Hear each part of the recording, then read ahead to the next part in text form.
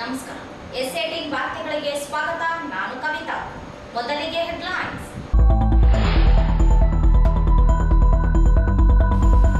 ಶ್ರೀ ವಾಸವಿ ಜಯಂತಿ ನಗರೇಶ್ವರ ದೇವಸ್ಥಾನದಲ್ಲಿ ರಥೋತ್ಸವ, ವಾಸವಿ ಮಾತೆಯ ಮೆರವಣಿಗೆ.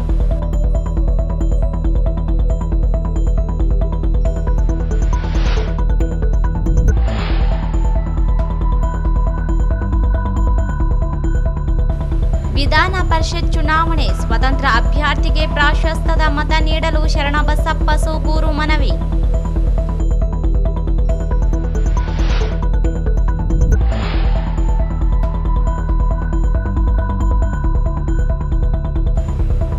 ಕೊಪ್ಪರ ಚಿಕ್ಕಬೂದೂರು ರಸ್ತೆ ನಿರ್ಮಾಣ ಹೆಸರಿನಲ್ಲಿ ಎರಡೆರಡು ಬಿಲ್, ತನಿಖೆಗೆ ಶಿವರಾಯ ಅಕ್ಕರೆಗೆ ಆಗ್ರಹ.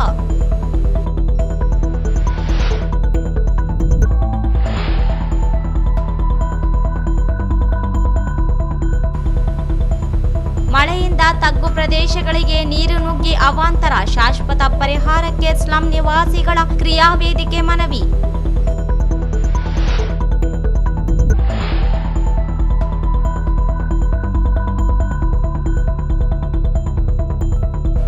ಶಾಖವಾದಿ ಗ್ರಾಮದಲ್ಲಿ ಮನೆಗಳಿಗೆ ನುಗ್ಗಿದ ನೀರು, ಚರಂಡಿ ಒತ್ತುವರಿ ತೆರವಿಗೆ ಒತ್ತಾಯ.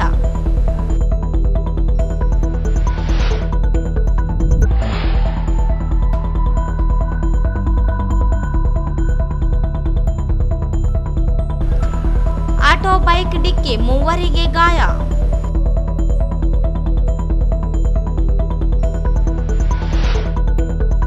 ವಾರ್ತೆಗಳ ವಿವರ.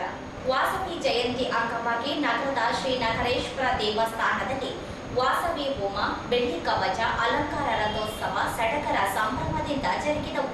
ಆರ್ಯವೈಶ್ಯ ಸಮಾಜದಿಂದ ಆಯೋಜಿಸಲಾಗಿದ್ದ ವಾಸವಿ ಜಯಂತಿ ಅಂಗವಾಗಿ ಬೆಳಿಗ್ಗೆ ಪಂಚಾಮೃತ ಅಭಿಷೇಕ, ಸಾಮೂಹಿಕ ಕುಂಕುಮಾರ್ಚನೆ, ಸುವರ್ಣ ರಥೋತ್ಸವ, ತೊಟ್ಟಿಲು ಸೇವೆ, ನೈವೇದ್ಯ ಕಾರ್ಯಕ್ರಮಗಳು ಸಂಗೋಪಂಗವಾಗಿ ನೆರವೇರಿದವು. ಆರ್ಯವೈಶ್ಯ ಸಮಾಜ ಬಾಂಧವರು, ಮಹಿಳೆಯರು ಹೆಚ್ಚಿನ ಸಂಖ್ಯೆಯಲ್ಲಿ ಭಾಗವಹಿಸಿ ವಿಶೇಷ ಪೂಜೆ ಸಲ್ಲಿಸಿದರು.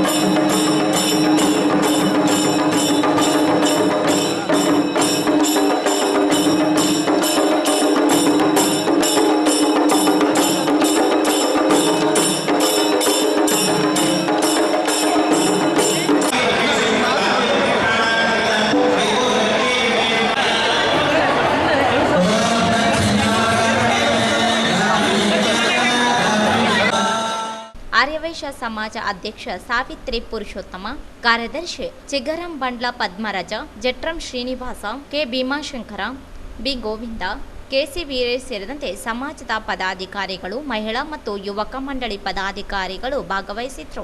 ಸಂಜೆ ಶ್ರೀ ವಾಸವಿ ಮಾತೆ ಭಾವಚಿತ್ರ ಮೆರವಣಿಗೆ ನಗರದ ವಿವಿಧ ರಸ್ತೆಗಳಲ್ಲಿ ಸಂಚರಿಸಿತು. ಆರ್ಯವೈಶ್ಯ ಸಮಾಜ ಮಹಿಳೆಯರು, ಸಮಾಜದ ಪ್ರಮುಖರು ಭಾಗಿಯಾಗಿದ್ದರು.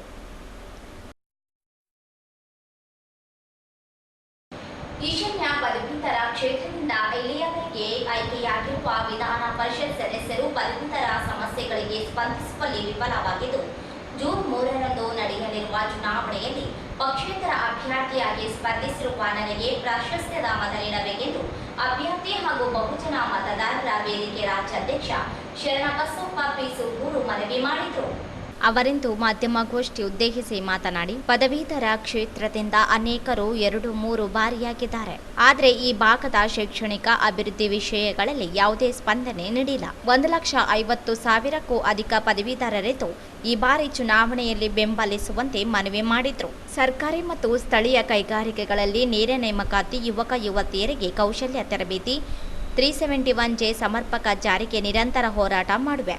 ಸಿಇಟಿ ಸೇರಿದಂತೆ ವಿವಿಧ ಸ್ಪರ್ಧಾತ್ಮಕ ಪರೀಕ್ಷೆಗಳನ್ನು ಈ ಭಾಗದಲ್ಲಿ ನಡೆಸಲು ಪ್ರಯತ್ನ.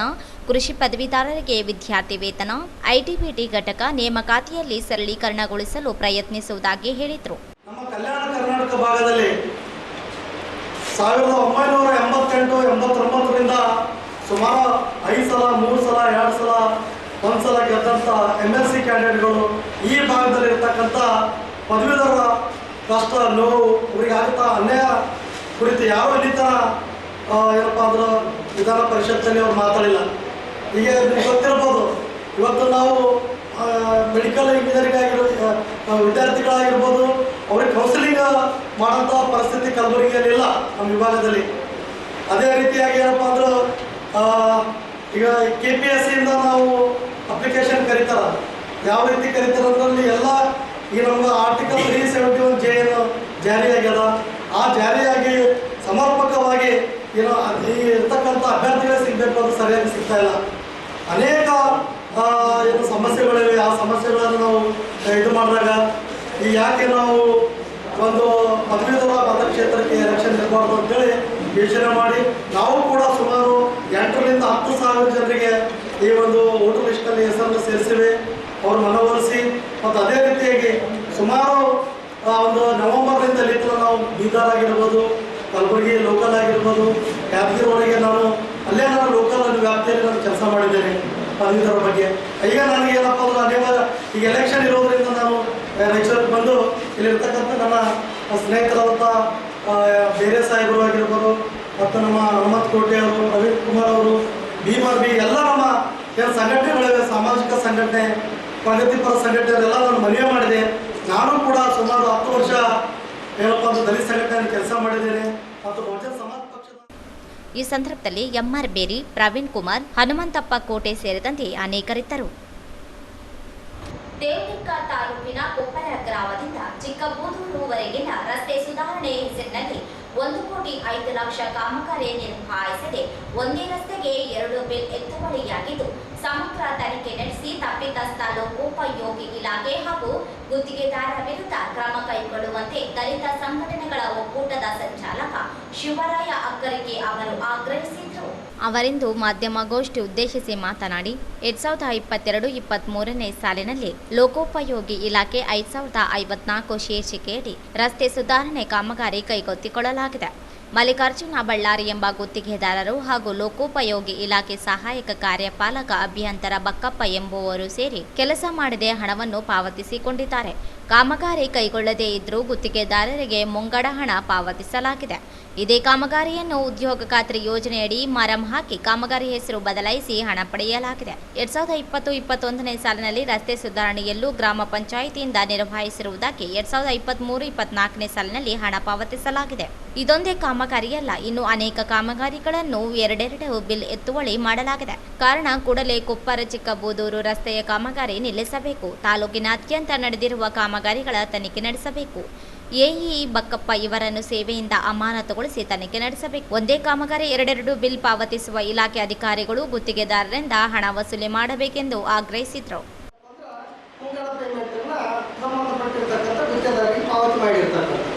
ಅದಾದ ನಂತರ 6 ತಿಂಗಳಾದ ನಂತರ ಇತ್ತೀಚೆಗೆ 1-2 ತಿಂಗಳ ಹಿಂದುಗಡೆ ಏನಾಗಿದೆ ಅಂದ್ರೆ ಅಲ್ಲಿ ಇರ್ತಕ್ಕಂಥ NREG ಒಳಗಡೆ ಕೆಲಸ ತೆಗೆದುಕೊಂಡಿರ್ತಕ್ಕಂಥ ಗ್ರಾಮ ಪಂಚಾಯತಿಯವರು ಅದಕ್ಕೆ ಮರಾಮ ಹಾಕಿಬಿಟ್ಟು ಕೇಸಿ ಆ ರಸ್ತೆ ಸುಧಾರಣೆ ಮಾಡ್ತೀವಿ ನಾವೊಂದು ಅದೇ ಕಾಮಗಾರಿಗೆ ಇದೇನು ಇಟ್ಟಿದ್ದಾರಲ್ಲ ಕೋಟಿ ರೂಪಾಯಿ ಇಟ್ಟಿರ್ತಕ್ಕಂಥ ಕಾಮಗಾರಿಗೆ ಏನು ಹೆಸರಿಟ್ಟಾರಂದ್ರೆ ಅದಕ್ಕೆ ಕೊಪ್ಪೂರು ರಸ್ತೆಯಿಂದ ಚಿಕ್ಕಮಗಳೂರುವರೆಗೆ ರಸ್ತೆ ಸುಧಾರಣೆ ಅಂತಕ್ಕಂಥ ಹೆಸರನ್ನು ಕೊಟ್ಟಿದ್ದಾರ. ಅದೇ ಸೇಮ್ ರಸ್ತೆ ಗ್ರಾಮ ಪಂಚಾಯತಿಯವರು ಏನು ಹೆಸರು ಕೊಡ್ತಾರಂದ್ರೆ ಕನಕದಾಸರ ಕಟ್ಟೆಯಿಂದ ಬೂದೂರಾಳವರೆಗೆ ಅಂತ ಕೊಡ್ತಾರೆ. ಅಂದ್ರೆ ಆ ಕೊಪ್ಪೂರು ರಸ್ತೆಗೆ ಎತ್ತುಕೊಂಡಂಗೆ ಒಂದು ಕನಕದಾಸರ ಕಟ್ಟೆ ಇದೆ, ಅದು ಹೆಸರನ್ನ ಬದಲಾವಣೆ ಮಾಡತಕ್ಕಂಥದ್ದು. ಇದನ್ನು ಮಾಡಿದ್ದಲ್ಲದೆ ಮತ್ತೆ ಗ್ರಾಮ ಪಂಚಾಯತಿ ಒಳಗಡೆ ಬೇರೆ ರೀತಿಯಲ್ಲಿ 3 ಕಾಮಗಾರಿಗಳನ್ನು ಒಂದೇ ರಸ್ತೆಗೆ ಮಾಡಿರ್ತಕ್ಕಂಥದ್ದು ಇದೆ. ಸಂಬಂಧಪಟ್ಟಿರ್ತಕ್ಕಂಥ AEE ಅವರಿಗೆ ಈ ವಿಚಾರವಾಗಿ ನಮ್ಮ ಸಂಘಟಕರು ಹೋಗಿ ಮಾತಾಡಿದಂಥ ಸಂದರ್ಭದಲ್ಲಿ ಈ ರೀತಿ ಸರ್ಕಾರ ದುರುಪಯೋಗ ಆಗ್ತಾ ಇದೆ, ಅಲ್ಲಿ ಈ ರೀತಿ ಕಾಮಗಾರಿ ನಡೆದಿದೆ ಅಂತಕ್ಕಂಥ ವಿಚಾರ ಮಾತಾಡಿದಂಥ ಸಂದರ್ಭದಲ್ಲಿ ಬಕ್ಕಪ್ಪ ಅಂತಕ್ಕಂಥ AEE ಅವರು ಕೊಡ್ತಕ್ಕಂಥ ಉತ್ತರ ಏನಿದೆ ಅಂದ್ರೆ ಅಲ್ಲಿ ಜನರಿಗೆ ಅನುಕೂಲ ಮಾಡಿಕೊಡ್ಬೇಕಾಗಿತ್ತು, ಬಂದಿರತಕ್ಕಂಥ ಗ್ರಾಂಟ್ ಲ್ಯಾಬ್ಸ್ ಆಗ್ತಿತ್ತು, ಹೀಗಾಗಿ ನಾವು ಮುಂಗಡ ಹಣ ಪಾವತಿ ಮಾಡಿದ್ದೀವಿ ಅಂತಕ್ಕಂಥ ಉತ್ತರ ನೀಡಿದ್ರು. ಆ ಸಂದರ್ಭಕ್ಕೆ ನಾವೇನಿದ್ದೀವಿ ಇದು ತಪ್ಪಾದ ಕೆಲಸ ಮಾಡದೇನೆ ಏನು ಜೀರೋ ಕೆಲಸ ಮಾಡಿ ಕೇವಲ ಅಲ್ಲಿ ಟಿಪ್ಪರ್ಗಳನ್ನ ಮತ್ತು JCBಗಳನ್ನ ತೋರಿಸಿ ಅಲ್ಲಿ ಕೆದರಿದಾಗ ಮಾಡಿ ರೋಡ್ ಮಟ್ಟ ಮಾಡಿದಾಗ ಮಾಡಿಬಿಟ್ಟು ಕೇಸಿ 50 ಲಕ್ಷ ನೀವು ಪೇಮೆಂಟ್ ಮಾಡ್ತಿರಲ್ಲ, ಈ ರೀತಿ ಮಾಡೋಂಥದ್ದು ತಪ್ಪಾದಂತ ಹೇಳಿದ್ರೆ ನೀವು ಯಾರಿಗೆ ಏನು ಮಾಡ್ತೀರಿ ಮಾಡೋದಂಥ ರೀತಿಯಲ್ಲಿ ಮಾತನಾಡಿರ್ತಕ್ಕಂಥದ್ದು. ಮತ್ತೆ ಅದಾದ ನಂತರ ಕೇವಲ ಇದೊಂದೇ ವಿಷಯ ಅಲ್ಲ, ನಾವು ಬಕ್ಕಪ್ಪನವರ ವಿಷಯದಲ್ಲಿ ಮಾತನಾಡಿದಂಥ ಸಂದರ್ಭದೊಳಗಡೆ ಅಲ್ಲಿರ್ತಕ್ಕಂಥ ಹಲವಾರು ರೂಪದರ್ಶಿಗಳಿದ್ದಾವೆ. ಅಲ್ಲಿರ್ತಕ್ಕಂಥ ಅಂಬೇಡ್ಕರ್ ಸರ್ಕಲ್ ಇದೆ. ಆಕ್ಚುಲಿ ಅಂಬೇಡ್ಕರ್ ಅವರ ಜನ್ಮದಿನಕ್ಕೆ ಸಂಬಂಧಪಟ್ಟಾಗ ಅದೇ PWDದವರು ಮಾಡ್ತಕ್ಕಂಥ ಕಾಮಗಾರಿ ಇದೆ, ಆ ಕಾಮಗಾರಿ ಪೂರ್ಣಗೊಳಿಸಬೇಕಾಗಿತ್ತು. ಇವತ್ತಿಗೂ ಕೂಡ ನೆನೆಗುದಿಗಿಟ್ಕೊಂಡು ಕೂತಿದ್ದಾರೆ. ದಲಿತ ಮುಖಂಡ MR ಬೇರಿ ಮಾತನಾಡಿ, ದೇವದುರ್ಗ ತಾಲೂಕಿನ ಅನೇಕ ರಸ್ತೆ ಕಾಮಗಾರಿಗಳ ಹೆಸರಿನಲ್ಲಿ ಹಣ ದುರ್ಬಳಕೆಯಾಗಿದೆ. ಸಾರ್ವಜನಿಕರು ನೀಡುವ ದೂರುಗಳಿಗೆ ಸ್ಪಂದಿಸುತ್ತಿಲ್ಲ. ಕೂಡಲೇ ತನಿಖೆ ಸರ್ಕಾರ ಮುಂದಾಗಬೇಕೆಂದರು. ಈ ಸಂದರ್ಭದಲ್ಲಿ ಮಲ್ಲಯ್ಯ ಕಟ್ಟೆಮನಿ, ಹನುಮಂತಪ್ಪ ಕೋಟೆ, ಅರ್ಜುನ ಕೊಪ್ಪರ, ಶರಣಪ್ಪ ಪರತಪುರ, ರಮೇಶ್ ಕಾರ್ಪೆಂಟರ್, ಮಲ್ಲಿಕಾರ್ಜುನ ಸಿಂಗ್ರಿ, ಯಲ್ಲಪ್ಪ ಸೇರಿ ಅನೇಕರಿದ್ದರು. ಮಳೆಗಾಲದ ಸಂದರ್ಭದಲ್ಲಿ ಸ್ಲಂ ತಗ್ಗು ಪ್ರದೇಶಗಳ ಮನೆಗಳ ನೀರು ನುಗ್ಗಿ ತೊಂದರೆಯಾಗುತ್ತಿದ್ದು, ಈ ಬಗ್ಗೆ ಮುನ್ನೆಚ್ಚರಿಕೆ ಕ್ರಮ ವಹಿಸಿ ಶಾಶ್ವತ ಪರಿಹಾರ ಒದಗಿಸಿಕೊಡಬೇಕು ಎಂದು ಸ್ಲಂ ನಿವಾಸಿಗಳ ಕ್ರಿಯಾ ವೇದಿಕೆಯಿಂದ ಜಿಲ್ಲಾಧಿಕಾರಿ ಕಚೇರಿ ಅಧಿಕಾರಿಗಳಿಗೆ ಮನವಿ ಸಲ್ಲಿಸಿದರು. ಪ್ರತಿ ವರ್ಷ ಮಳೆಗಾಲದ ಸಂದರ್ಭದಲ್ಲಿ ಸ್ಲಂ ಮತ್ತು ತಗ್ಗು ಪ್ರದೇಶಗಳಿಗೆ ನೀರು ನುಗ್ಗಿ ಸಾಕಷ್ಟು ತೊಂದರೆಯಾಗುತ್ತದೆ. ಕಳೆದ 2 ದಿನಗಳ ಹಿಂದೆಯೇ ಮಳೆಯಾಗಿದ್ದು ಕೆಲವು ಸ್ಲಂಗಳಿಗೆ ನೀರು ನುಗ್ಗಿವೆ ಹಾಗೂ ತಗ್ಗು ಪ್ರದೇಶಗಳಿಗೂ ನೀರು ನುಗ್ಗಿ ಜನರು ಸಾಕಷ್ಟು ತೊಂದರೆಗೀಡಾದರು. ಮಳೆ ನೀರಿಗೆ ತುತ್ತಾಗುತ್ತಿರುವ ಸ್ಲಂಗಳಲ್ಲಿ ಕಾಕನಕೆರೆ, ಉರುಕುಂದಿ ಈರಣ್ಣನಗರ, ಯಲ್ಲಮ್ಮಗುಡಿ ಸ್ಲಂ, ಹರಿಚನವಾಡ, ದೇವಿನಗರ, ಹೊಸೂರು, ಜಲಾಲ್ ನಗರ, ಮೈಲಾರ ನಗರ, ಕಾಳಿದಾಸ ನಗರ, ಸಿಯತಲಾಬ್, ನೀರಬಾವಿಕುಂಟ ಮತ್ತು ಇನ್ನಿತರ ಸ್ಲಂಗಳಿಗೆ ನೀರು ನುಗ್ಗುತ್ತಿವೆ. ಮಳೆಯಿಂದಾಗಿ ಹಾನಿಗೊಳಗಾಗಿ ಮನೆಯಲ್ಲಿರುವ ದವಸ ಧಾನ್ಯ, ಮಕ್ಕಳ ಪಠ್ಯ ಪುಸ್ತಕ, ವೈಯಕ್ತಿಕ ದಾಖಲೆಗಳು ಮತ್ತು ನಿತ್ಯ ಬಳಕೆ ಸಾಮಾನುಗಳು ಹಾಳಾಗುತ್ತಿವೆ. ಈ ವಿಷಯದ ಬಗ್ಗೆ ಜಿಲ್ಲಾಡಳಿತ ಮತ್ತು ನಗರಸಭೆಗೆ ಹಾಗೂ ಸ್ಲಂ ಬೋರ್ಡ್ ಅಧಿಕಾರಿಗಳ ಗಮನಕ್ಕೆ ತಂದರೂ ಇದುವರೆಗೂ ಯಾವುದೇ ಕ್ರಮ ಕೈಗೊಂಡಿಲ್ಲ ಎಂದು ದೂರಿದರು.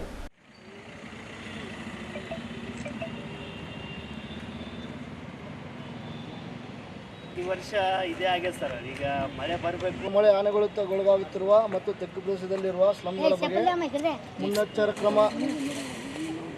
ಕ್ರಮ ವಹಿಸಿ ಶಾಶ್ವತ ಪರಿಹಾರ ಮಾಡುವುದರ ಕುರಿತು ಪ್ರತಿ ವರ್ಷದಂತೆ ಈಗಾಗಲೇ ಮಳೆಗಾಲ ಪ್ರಾರಂಭವಾಗಿದ್ದು 2 ದಿನ ಮಳೆಗೆ ಕೆಲವು ಸ್ಲಂಗಳಿಗೆ ನೀರು ನುಗ್ಗಿವೆ. ಪ್ರತಿ ವರ್ಷ ಮಳೆ ನೀರಿಗೆ ತುತ್ತಾಗುತ್ತಿರುವ ಸ್ಲಂಗಳಾದ ಕಾಕನಕೆರೆ, ಉರುಕುಂದಿರಣ್ಣ ನಗರ, ಯಲ್ಲಮ್ಮಗುಡಿ ಸ್ಲಂ, ಅರ್ಜನವಾಡ, ದೇವಿನಗರ, ಹೊಸೂರು, ಜಲಾಲ್ ನಗರ, ಮೈಲಾರ ನಗರ, ಕಾಳಿದಾಸ ನಗರ, ಸಿಯತಲಾಬ್, ನೀರಬಾವಿಕುಂಟ ಮತ್ತು ಇನ್ನಿತರ ಸ್ಲಂಗಳು ಪ್ರತಿ ವರ್ಷ ಮಳೆ ಹಾನಿಗೊಳಗಾಗಿ ಮನೆಯಲ್ಲಿರುವ ಆಹಾರ ಧಾನ್ಯ, ಮಕ್ಕಳ ಪಠ್ಯಪುಸ್ತಕ, ವೈಯಕ್ತಿಕ ದಾಖಲೆಗಳು ಮತ್ತು ನಿತ್ಯ ಬಳಕೆ ಸಾಮಾನುಗಳು ಹಾಳಾಗುತ್ತಿವೆ.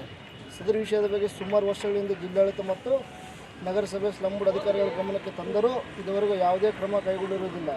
ರಾಜಕಾಲುವೆ ಪಕ್ಕದ ಸ್ಲಂಗಳು ಮತ್ತು ತಗ್ಗು ಪ್ರದೇಶದಲ್ಲಿರುವ ಸ್ಲಂಗಳ ಸ್ಥಿತಿ ಚಿಂತಾಜನಕವಾಗಿದೆ. ಮಳೆ ಬಂದ ಸಮಯದಲ್ಲಿ 15 ದಿನಗಳ ಕಾಲ ಮನೆಗಳಲ್ಲಿ ಮತ್ತು ಸುತ್ತಮುತ್ತ ನೀರು ನಿಲ್ಲುತ್ತಿರುವುದರಿಂದ ಸ್ಲಂ ನಿವಾಸಿಗಳು ಮನೆ ಬಿಟ್ಟು ಬೀದಿ ಬದಿ ಸಮುದಾಯ ಭವನದಲ್ಲಿ ಜೀವನ ನಡೆಸುವಂತಾಗಿದೆ. ಈ ಪರಿಸ್ಥಿತಿ ಮುಂದಿನ ದಿನಗಳಲ್ಲಿ ಮರುಕಳಿಸದಂತೆ ಮುನ್ನೆಚ್ಚರಿಕೆ ಕ್ರಮ ವಹಿಸಲು ಜಿಲ್ಲಾಧಿಕಾರಿಗಳಿಗೆ ಕಟ್ಟುನಿಟ್ಟಿನ ಆದೇಶ ನೀಡಬೇಕು. ಅದೇ ರೀತಿ ಶೀಘ್ರದಲ್ಲಿ ಮಳೆ ಹಾನಿಗೊಳಗಾಗುತ್ತಿರುವ ರಾಜಕಾಲುವೆ ಪಕ್ಕದ ಸ್ಲಂಗಳು ಮತ್ತು ತೆಗ್ಗು ಪ್ರದೇಶದಲ್ಲಿರುವ ಸ್ಲಂಗಳ ಸ್ಥಿತಿ ಚಿಂತಾಜನಕವಾಗಿದೆ. ಮಳೆ ಬಂದ ಸಮಯದಲ್ಲಿ 15 ದಿನಗಳ ಕಾಲ ಮನೆಗಳಲ್ಲಿ ಮತ್ತು ಸುತ್ತಮುತ್ತ ನೀರು ನಿಲ್ಲುತ್ತಿರುವುದರಿಂದ ಸ್ಲಂ ನಿವಾಸಿಗಳು ಮನೆ ಬಿಟ್ಟು ಬೀದಿ ಬದಿ ಸಮುದಾಯ ಭವನದಲ್ಲಿ ಜೀವನ ನಡೆಸುವಂತಹ ಸ್ಥಿತಿ ನಿರ್ಮಾಣವಾಗಿದೆ. ಜಿಲ್ಲಾಡಳಿತ ಮುನ್ನೆಚ್ಚರಿಕೆ ಕ್ರಮ ವಹಿಸಿ ಶಾಶ್ವತ ಪರಿಹಾರ ಕಲ್ಪಿಸಿಕೊಡಬೇಕು. ರಾಜಕಾಲುವೆಗಳು ಮತ್ತು ಚರಂಡಿಗಳನ್ನು ಅತಿಕ್ರಮಿಸಿರುವುದನ್ನು ತೆರವುಗೊಳಿಸಬೇಕು.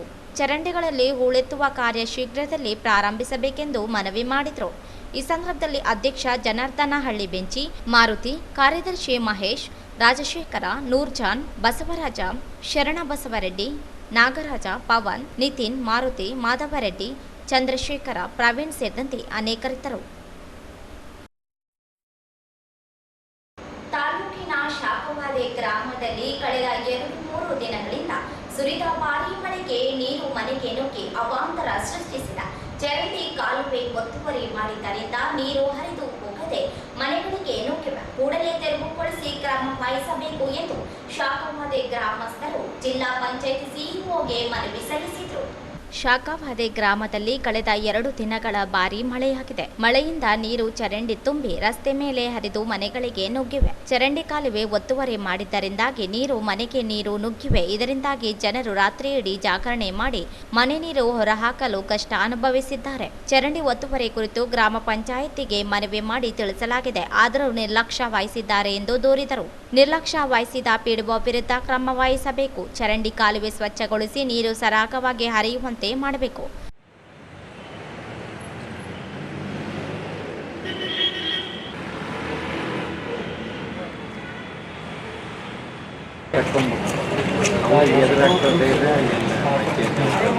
ಅವರ ತಾಳಕ್ಕೆ ಕಟ್ಟಲ್ಲಿ ಇವ್ರು ಕುಳಿತಿದ್ದಾರೆ.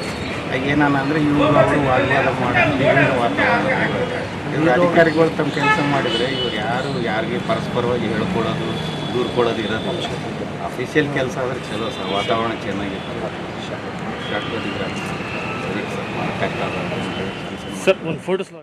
ಹಾಗೂ ಒತ್ತುವರಿ ಮಾಡಿದವರ ಮೇಲೆ ಕ್ರಮ ವಹಿಸಬೇಕು ಎಂದು ಒತ್ತಾಯಿಸಿದರು. ಈ ಸಂದರ್ಭದಲ್ಲಿ ಗ್ರಾಮಸ್ಥರಾದ ಮೈಲಾರಿ, ನರಸಪ್ಪ, ಪಿ ಗಿರೀಶ, ಲಿಂಗಪ್ಪ, ವೀರೇಶ್, ಮೈಲಾರಿ, ರವಿ, ಮಲ್ಲೇಶ್, ಭೀಮಣ್ಣ, ಬಸವರಾಜ, ಮೈಲಾರಿ ಸೇರಿದಂತೆ ಅನೇಕರಿದ್ದರು.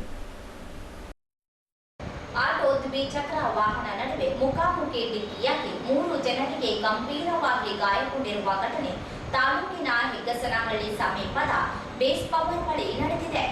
ರಾಯಚೂರಿನಿಂದ ದೇವಸುಗೂರಿಗೆ ತೆರಳುತ್ತಿದ್ದ ಬೈಕ್ ಮತ್ತು ರಾಯಚೂರಿಗೆ ಕಡೆಗೆ ಬರುತ್ತಿದ್ದ ಆಟೋ ಕಳೆದ ರಾತ್ರಿ ಮುಖಾಮುಖಿ ಡಿಕ್ಕಿಯಾಗಿದೆ. ಡಿಕ್ಕಿ ರಭಸಕ್ಕೆ ದ್ವಿಚಕ್ರ ವಾಹನ ಸವಾರನ ಕಾಲು ಮುರಿದು ಹೋಗಿದೆ. ಆಟೋದಲ್ಲಿರುವ ಇಬ್ಬರು ಸಹ ಗಂಭೀರವಾಗಿ ಗಾಯಗೊಂಡಿದ್ದಾರೆ. ಬೈಕ್ ಸವಾರ ದೇವಸುಗೂರು ನಿವಾಸಿ ಎಂದು ತಿಳಿದು ಬಂದಿದೆ. ಆಟೋದಲ್ಲಿರುವ ಇಬ್ಬರ ಹೆಸರು ತಿಳಿದು ಬಂದಿಲ್ಲ. ಸ್ಥಳಕ್ಕೆ ರಾಯಚೂರು ಗ್ರಾಮೀಣ ಪೊಲೀಸರು ಆಗಮಿಸಿ ಗಾಯಗೊಂಡವರನ್ನು ರಿಮ್ಸ್ ಆಸ್ಪತ್ರೆಗೆ ಚಿಕಿತ್ಸೆಗಾಗಿ ದಾಖಲಿಸಿದ್ದಾರೆ. ಘಟನೆ ಕುರಿತು ಪೊಲೀಸರು ಪರಿಶೀಲನೆ ನಡೆಸಿದ್ದಾರೆ. ರಾಯಚೂರು ಗ್ರಾಮೀಣ ಪೊಲೀಸ್ ಠಾಣೆ ವ್ಯಾಪ್ತಿಯಲ್ಲಿ ಘಟನೆ ಜರುಗಿದೆ. ಕೊನೆಯಲ್ಲಿ ಮತ್ತೊಮ್ಮೆ ಹೆಡ್ಲೈನ್ಸ್.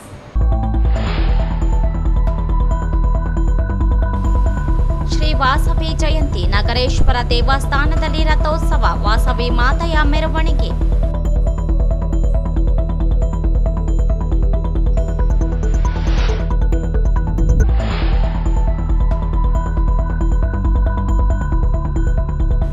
ವಿಧಾನ ಪರಿಷತ್ ಚುನಾವಣೆ, ಸ್ವತಂತ್ರ ಅಭ್ಯರ್ಥಿಗೆ ಪ್ರಾಶಸ್ತ್ಯದ ಮತ ನೀಡಲು ಶರಣಬಸಪ್ಪ ಸೂಗೂರು ಮನವಿ.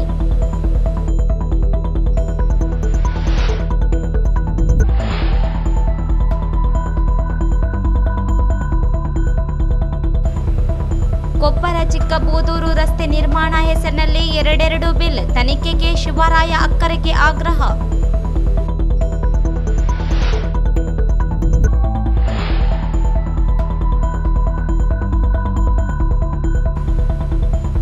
ಮಳೆಯಿಂದ ತಗ್ಗು ಪ್ರದೇಶಗಳಿಗೆ ನೀರು ನುಗ್ಗಿ ಅವಾಂತರ, ಶಾಶ್ವತ ಪರಿಹಾರಕ್ಕೆ ಸ್ಲಂ ನಿವಾಸಿಗಳ ಕ್ರಿಯಾವೇದಿಕೆ ಮನವಿ.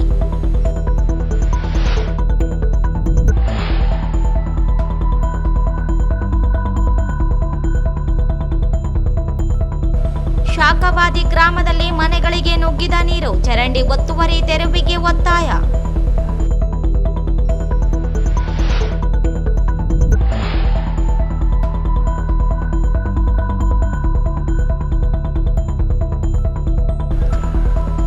ಬೈಕ್ ಡಿಕ್ಕಿ, ಮೂವರಿಗೆ ಗಾಯ.